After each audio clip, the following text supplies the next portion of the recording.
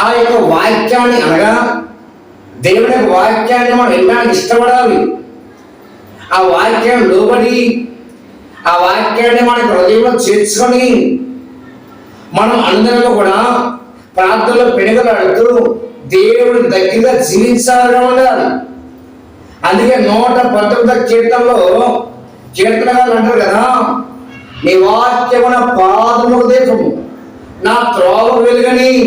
పిల్లరా, దేవుడి వాక్యం అట పాదములకు దీపమట, త్రోవలకు వెలుగై ఉండట.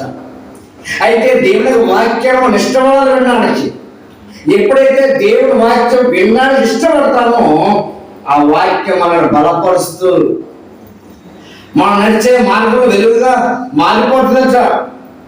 మనం ఏ విధంగా నడవాలి, ఏ విధంగా మాట్లాడాలి, ఏ విధంగా జీవించాలి అని వాక్యం మనకు